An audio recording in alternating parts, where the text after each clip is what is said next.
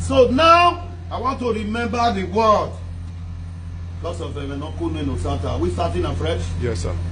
If really no sir, that day near where I go with a ring road. Or him or more bá ṣe kí ariwa náà go with her. Ebe ẹ̀yà àkìyàn ebe àdàpọ̀rọ̀ ẹ̀dín ló dẹ́. Ẹ̀yin mi ò wà nẹ́gbẹ́ náà tún náà ságo ẹ̀. Ọ̀rọ̀ tì mí náà yín mi. Èmi ẹ̀bọ̀n nídò tí náà sọ́yà tí ẹ̀ àfọ́mà yín náà. Women need to need kabaka or point to when no sa we number seki RSC we. Amen. Who do not be candy your agbe. Amen.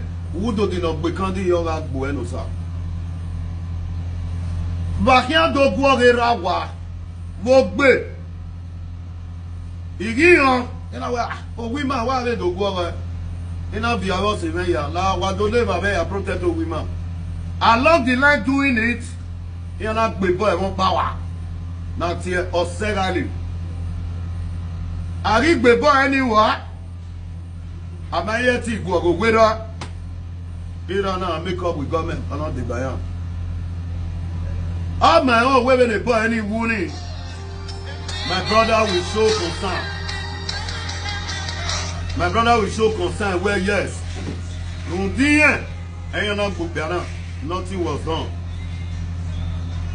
Marie do any ya. Whatever now did by the party, Yana winner on an umbrella. Who women pointed property raveling growth. They mongrel pointed property raveling growth. They know what I'm talking about. They more plan, eh? They know what I'm about. A property raveling growth, a complete carone. Where I pay almost 200 stores. Where a parking space. Imoto ya no get live ring road the young parking wearing road that has shook. It happened to be that period. The mother control ring road to make sure the traffic flow. Even Bosunu came already on to check it. Bosunu by the general on the video. If video yeah ring road is man we are not. The governor may go over I was in Mere inside the GBO upper market. That time I went with governor, don't give me on the ring road or Ogwakidiki. If I didn't have ring road, he make a bus in the man could not rule it. He did man to have Ogwakidiki. Be over governor. Another no, Tavido de Coin. That was Sub-Your General. I want to come about this building. Sub-Your General get away, this is not the initial plan. Near signing era a Bobizwa. Only me do dekun. Governor where all this vehicle we are here parking. Era na way a ring road or robota. Governor, you want your ring road, one your robota. That's how we me took. And you go with that. Then me clear ring road in you know I'm with Central Park area. In a way for the now, the my own ring road this conject. In my way Central Park in area, Ida and Oka Primary School because they have two compounds. Now making a clear ring road in so that traffic flow are up. I read one whoever Oto ni mevera Bobizuamu Osakmama Kisliberele. Otoni, a Muslim school in Yo. Muslim school in Yori. Otoni, Nori again, Yangamake. If I did Muslim, and now Lerum, Vegani. Akedomuya, Bari, Igboba slope. A Muslim in Gikbane. A schoolie, Otoni na Areva, a mechanic in Areva, we yo Barano. Mechanic in Areva spent almost 38 years. Now I wrote on him winner. Another the year or Togbe. Here, and not bar. In a male Sakmawa Kisli Belele. Madame with Ogbe Youth Secretariat. Madame with somebody in the making up the Secretariat Ogbe Yo. Marie Sosido Tony after Kulave mechanic in river. Because Muslim Mega Lue. Yamuyan Ripubai. Marie Kulai mechanic in river. ana wa mo ogbe community town yo eri public library ti ma we otona ya gwa le mi ri ni ma ni me o sapa ma belele ni ma ege ni belele pa travel ye we buri me wo sapa ege ni mi be ku ma ma o ni ma be travel o ni ma be stay we boy ma be also sit in Nigeria mama ana we ya ri go ni ma travel mana go ma be ya gwa li go yo we sit why be no ga ye ege ni abi na me we bo ga nyo Marie doit m'entendre. Maya n'a ti ma evi. Ana son asao. Ana son entreteniment. Mana ma emego. Ma emetini ni maya le lekon. E mana ewe. Oi bebele le be ti ma we pa unse ma. Ani na ya le gboligi. Ani le gboligi. Ana di 60,000 ana di na we no sign ebe. We ye we go ni ari ni odo 60,000. On est dans le Sénégal, on est Kisli Belele, Canada State, mais non, on est Canada. Mais on est Kisli à Bolivie, on est Kisli à Warigoni, Kisli à Yékroé, on a Tima, mais vous savez, on a Yémi, Nima, on a Webeta, il va nous faire un tabi à l'île Maïri, il va bien le roman ça, des mêmes à OK, on m'a fait sur Timano. Arrive,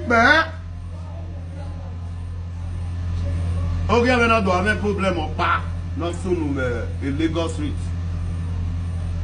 Le problème est né. Ça ne va pas de Yuki dans la zone de l'Ewe, il m'a pas un valeur. On a honoré, on a distingué, mais on a coûté. Il se voit. Il a un distingué, mais police station, il a un président, il a un dire. Au water, il s'est va, il m'a mis un abat. Il a arrivé. Oi beba ya libia atayo me no ma no be agbina me na ya tu ya wa e no si azo de atamu wa na otameri yo wi ya tu me so ona so amu the next thing iwa be rowa 2 days bike awani ya tu bike prison was Francis Inegbineki because when Francis Inegbineki ya mudiame e ya pon we wa owo na amu we me ya pon wa re on a eu que c'est igual, man. Et là, Baba, ils sont quoi, Marowa. Et là, il y a une opportunité, il y a une maison de Francis, ni à moment, because we are a yaman. Oui, Bobita a web Francine, mais il y a un moment. Now, Baba, il a même non, mais nous avons gagné, mais. Oh, on a son amour. Oh, il va me rowa avec le pas. After 2 days, vous avez avec quel prison là, il va voir les policiers, les soldats, les vignes. Il va se rendre au Wamen. Et là, qui est là, il va se nous. Il n'a qui est maintenant les bacons. Il m'a qui est maintenant fait. Il y a des qui est dans le fait. Il va se nous via où? Dans le niveau qui avec les prisons là, il y a un bec, il y a un force comme ça. Et là, il y a un go. Où avec Bémen, ou à d'autres Bémen qui nous avaient ou à Bovia. Il dit go. Il faut maintenant, il y en a qui avait ma d'eau. Il a dit, il y a un make a call. Il y a un make a call. C'est a dit, oui, et division dans le réel, oui, il arrive les police, arrive à bien, il y a un qui est Kéhou. Il m'a dit le Kéhou.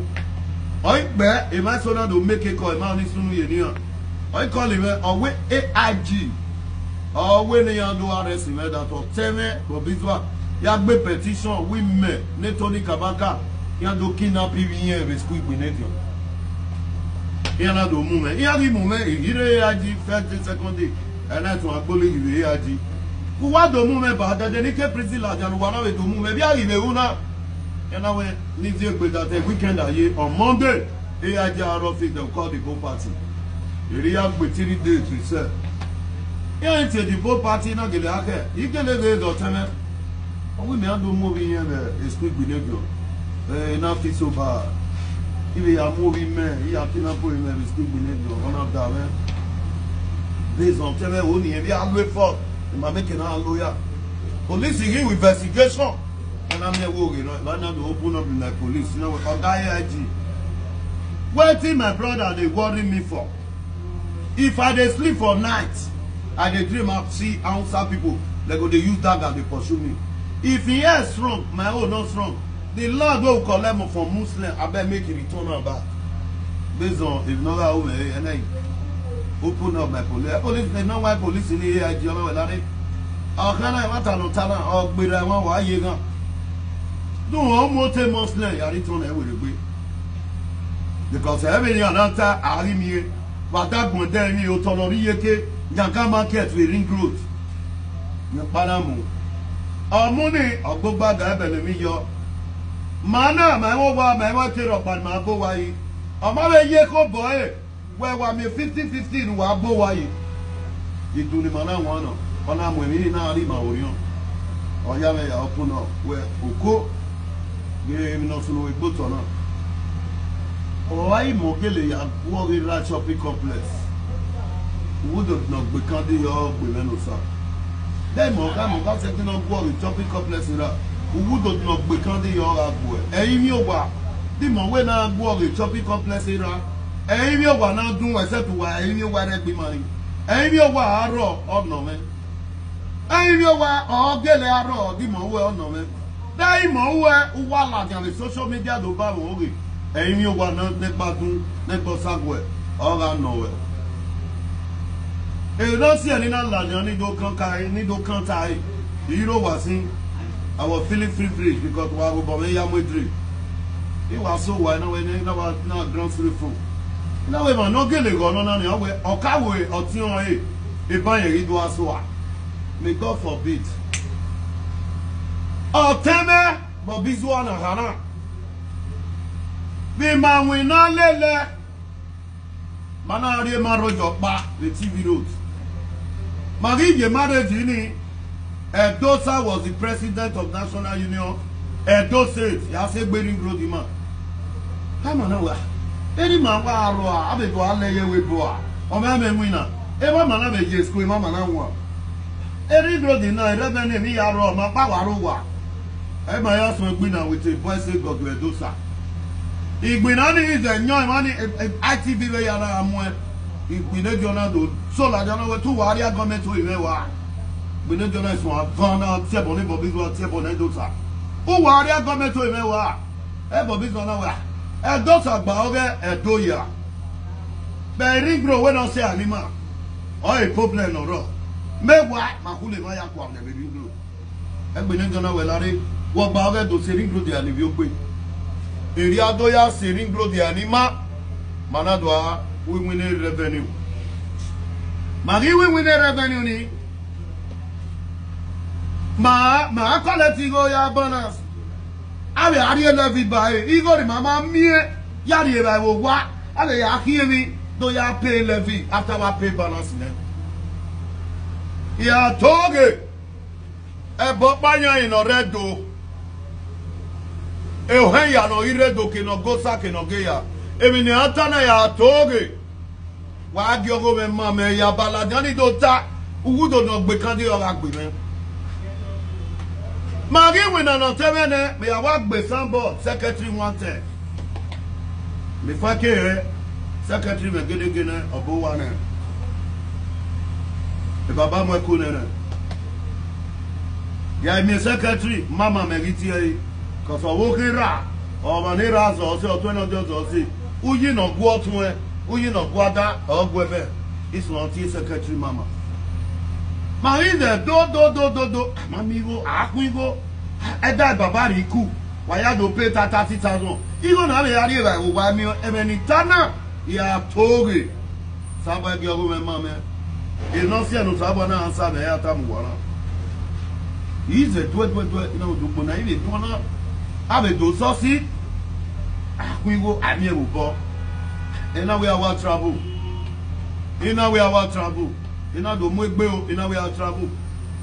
Here we are trouble. Oh, we are any trouble.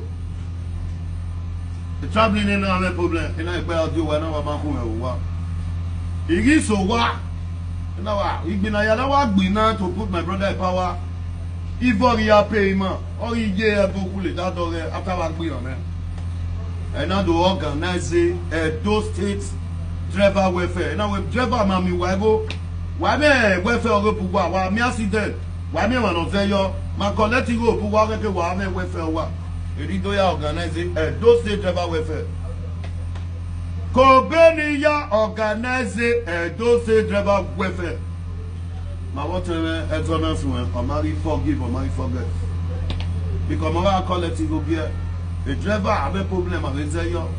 And now when you call it welfare, driver now so welfare with 20 naira. Lucky Binediona do see meeting we rock motor off. And now we go now me driver up Bolog with Mori at me lucky. You know, when 1,002, I'm a driver, only any. Now I can help him my lesson, my only man week. Now I read this going. Looking at the meeting where Urobota, and I do reduce the going. I reduce the going. You know, where did me, I'm a coordinator, all the driver with anywhere. Make it been on with coordinator. You know, do, any Miami, now with politics, you know, do whether I'm not coming around. Well, Palom be no way, no, the agree, whatever, not agree. And I do your man, Eze, not Manado Moon Eze. Eze was not the president of those state driver welfare. Normally, I've been on a driver with me, but every month, every week, man, I will arrive. Every man, I do a Una Rotemeku. Uni, am I yet today? But here, go or Timo, what? Imagine what. Oh, maybe don't maybe no boom. No sata. Ina mobilize ema. Ina we ababe do gbo ge. Di ma won teme ku na re agbo wa no a. Ina mobilize are ba isi wa. Iya gele de ya le janga market re. Ai ma na itu a resistance na resistance ni. Iya na gbe boy won pa na tie Osegali. A boy na modern is the most solid boy in those days. Fine boy. A graduate. Iya gbe boy na. Mana is one of your government or one here now. Or bet you might not tell every government here resolve here. And that boy now with my boy, I don't know who life, family, okay, but yeah, we're not assisting her. 6 or soon. My brother, when I go on, family, me 5 naira no wash. No common appreciation. The video now will your big. He give you the boy, or tell you not know everything, not play. Not here now, me and I are in family. He might tell say go say we don't tell me, oh, you have your twin. While I'm an eye, me came on in the living him and I am your name, work on or my full pay family. Here we are understand that for tenable, you know, worry, up to now, tell my you. I wrap up my now, Baba. How can we have me family? La wo, no, you know, the voter, man, I see what I promise I will ahead. And my way, bring me out my way, fulfill it low. Mario, whatever you protect near the Yena Bio. And when it turned I told you to not do no. He went nowhere. Whatever I say, I'm going near all so it is boy, why you have to take the pay. I might be government enough for another. You know, we met. You win on a government in not big boy. Am I when I government in no, you don't know in my area. Makiri do Arik level in my yena. So in Yanaga, what if you do not receive in a road one or road there? Now, what we're saying, Binanua, Ruagbina me, what we're saying, Wamudia me, Iranomi were dead bills and nobody bower. Even ya the social media who are taught. Now, Ogian Bawa, my little one, because we are Ogian Barking for that. Who I are taught. Now, I give away coronation with that. Yana way, Yana Kama, Idaka Oko, Kabaka, what's your name? A chief of Mary, and that's him, a camera, paper, and I'm where. We didn't dig when him, your tenant at here, but this way, not dig where. The Take Palace, away my ass, so I do. In a paper, I'm when media, I'm when. Or by while getting on a little no record about top bay. On a Guadolo, your way, your Gualezo, Riviera, why years old? Babana, Guadelo, years old, then I go. Maybe in your sweater, TV show, the paper. I went out with a maybe Bawoko, or 20 of your Kabaka, Eritoni, where we are mere wa nezo na no fo wa mo zo wa ye zo egwa gwan gele bobizo o ma yo kele ra be ye o ma pe na ya gbu pe ni iye me na de yo to ona wu iye me ri wu ona yi bi efe bo we ni en la ku iye me ni en la we ra me ana bi e mana we beri iye me ana we fo e ma ni be ko gbere neri me si vi no ku na ti anti ewe ma de ona do lele ra me bi udo we beri a iye me awa we beri afo ake we beri ani ore kele ra me ibo bi so na ri an file ri kwa wa we bogudo mira me era mo si mi e bo bira o ti obo kan ti yen wo ni an to ti yen ere aya ko ni wo wa a ti na ko beri ye me ya wo mo mu wa no ko ni mo gba o re na we ye taba we on si mane ma ko agba o we la e o we o we ro de ra be na me ro de do to e ma na yin ye up ti na ije fo wo wa me egwa ri gun ayo ma na ogogo we gwa gun ayo ne mountain family na ope gbe wo to o seto o ma ipe o ti ma lo dion Major General Joseph Adun ona do de o to ona wo baba we ki o ma na ona kun mi e baba ri wu yo overall senior wo bi Adun e ma ya na do ku ba na do ku ba ku pe na we beria o ti ma bobizwa o ma lawa anobiye not the honor tie obi Adun obi Joseph not the obi Adun no nira wuse ona bubi ma yana abai baba ira me wo tun wo awe beria ala big momenta me we umo dio wa you know se like a yo yin do re gele be na gi yi o mare iwie mare o ti we no di obi ra yo pa ya bi yi wa e ma na do mu dia ko wie ana do we beria obi na do travel back ọmọ merio iju egwu ọmari ọtún ẹnà tí ọgwu ọmari ẹwọ ya na we sise ma na ti we gboti obi erugwu egwu umari ọbọ kan tún egwu ma wure ẹwọ ya na woke na zo bo no wo ge e ma ya sti na ya road o fi baba e no sa wi me ne to ni kabaka ọpọn ti yan ma e police o ime wo do no gbe kan di o ga gbe me Amen. Udo no be kan di yoga bueno sa. Oi mo we point we my police no we tani no kun we la dia. Eyin mi o wa na dun o yan si me la yin. Amen.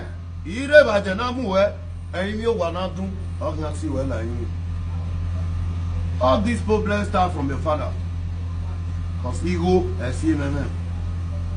He had not apa wa ni bi edun no re ma. E ma ya no na lele bobizu abotedo na wa no ma no e ma no e ya gbon ma ya se gbe last month o ye ni ye go se a iyi ma no kwa wu oti ma na akinzo na le ba bobizu na le wa na go ge wa na de wa ana ko ti e for na for street e ani ma ye be ba lo me na oku oni na wi ye me no yo koko me ye kiri na so ba we won e sa bien ni oni na we ya se to to tin ayi we pe ke no ni na we kimi ona gbe bi agbo we free set na o we police money you know and na we la iyan no so far man ye mama ya kon ri egbe ma e ni good time na onyi mo ma pona ta yo be no eyi bi o wa ti e wa so na except egbe na dun ebe yin mi wa egbe na sagwe ebe yin mi wa eyi mi wa aro ki me no do ti e na ku we ne no sa no la jan do tawi mo pe ti we police ma be we yo sa lo bo a o emi ma we gwe egbe na dun ogwe ukure na dun ogwe yin wa na dun o le ma we no wa baby ku why ma ya ta ige so cho me we yes o ka we that me God forbid e boy me wu yo wa ga do go o ta mo wa no sunu ni ma we uto ni ma si mi on lunga ne you know emi ala jan do ala bi e ku me God forbid e bi yo na ta mu wa ma ni ibi edo me aba akun aye me ne e mata ni ogun enu amu egogogo e ba ni ona wu be na akun na o wa le bobizu le mesin mi no ba gun yi e ma wa yere court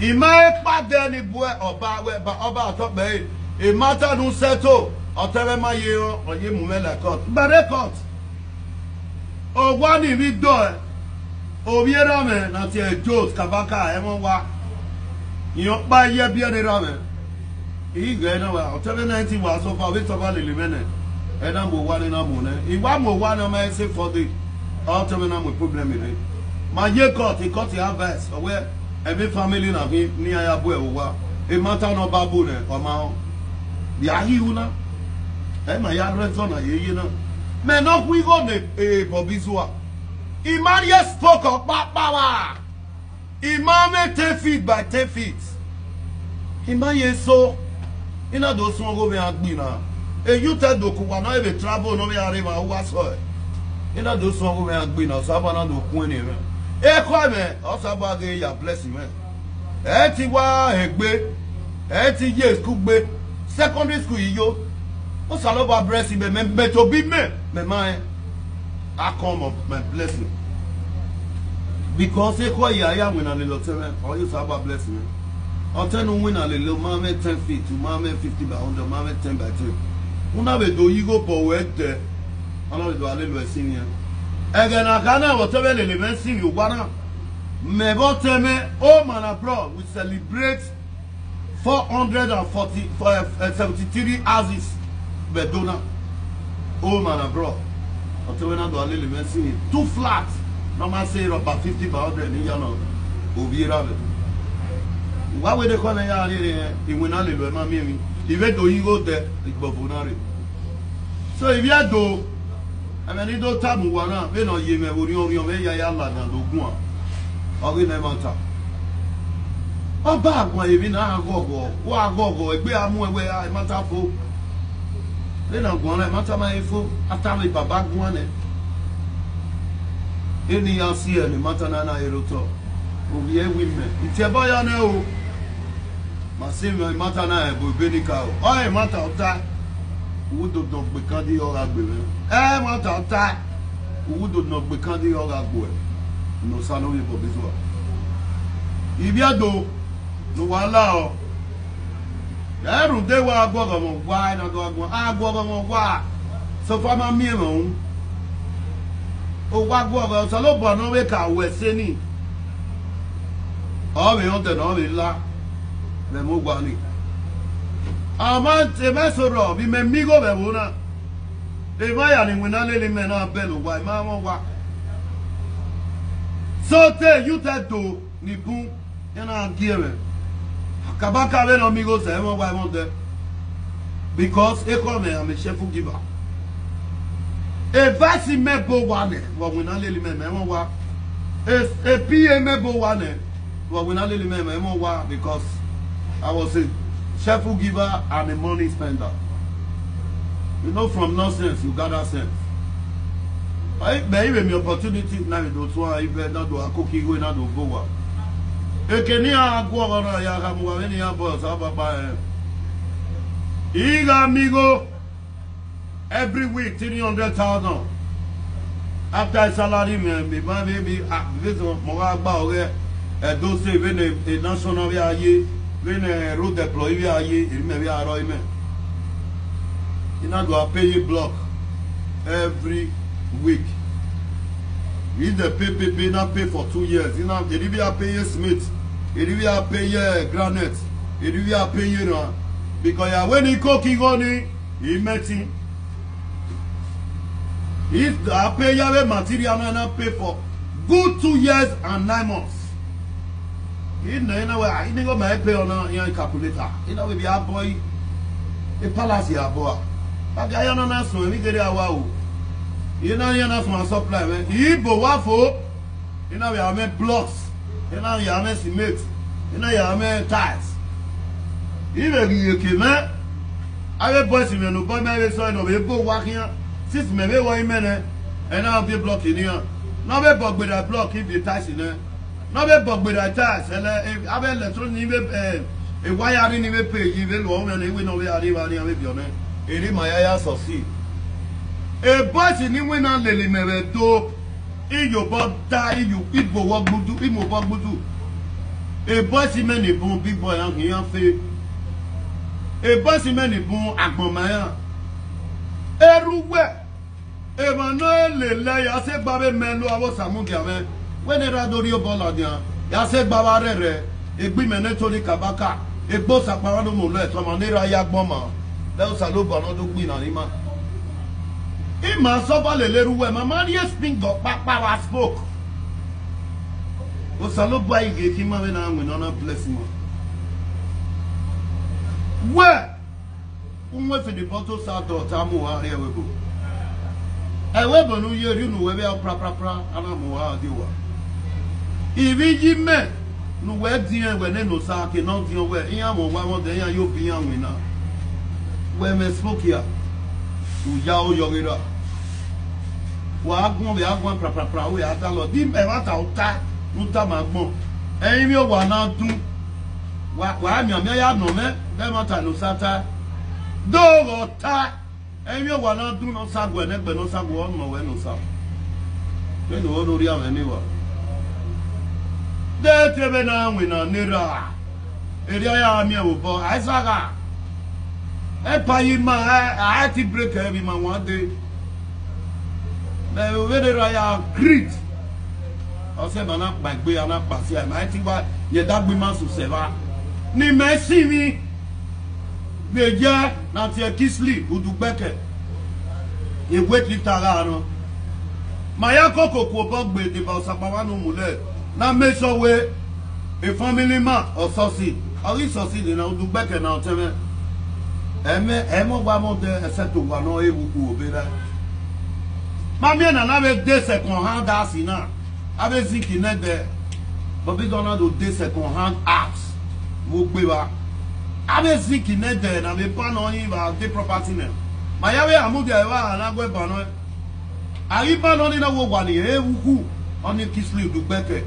On a walking. On a de vieux vous avez aussi modèle zik modèle zik. On a de vieux parter ici sur. On a ya dolo wa mira et vous no et vous au bela. Mauvais temps we no vieux on ya dolo wa because if I hear you say your mighty bringing and zik in antana aluminium e bo bizo ya rifo or do wa boy no aluminium we but now we can do it.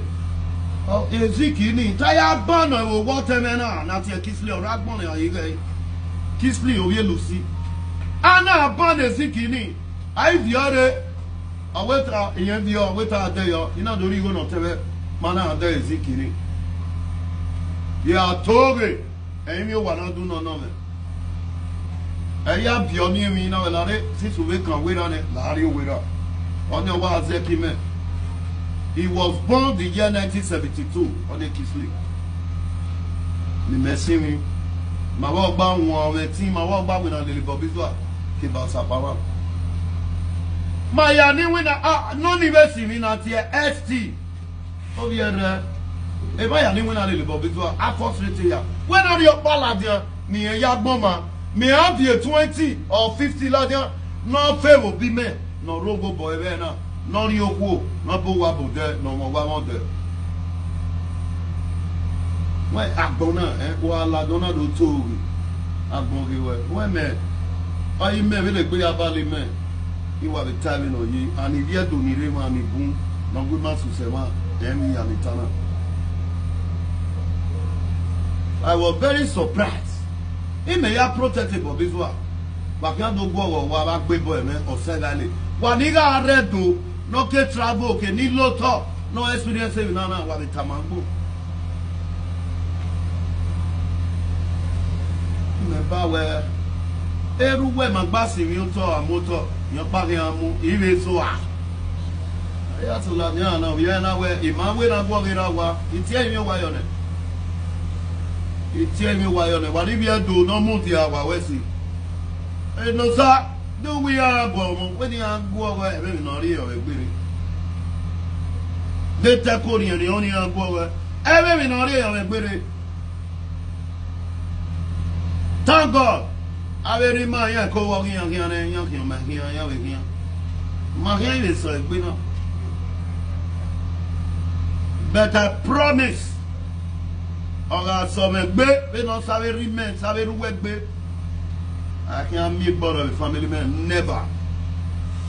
We are going to come together as one with the youth. Yeah, I'll give you a group of family. We will not try what they are doing to each other now. We will not try it.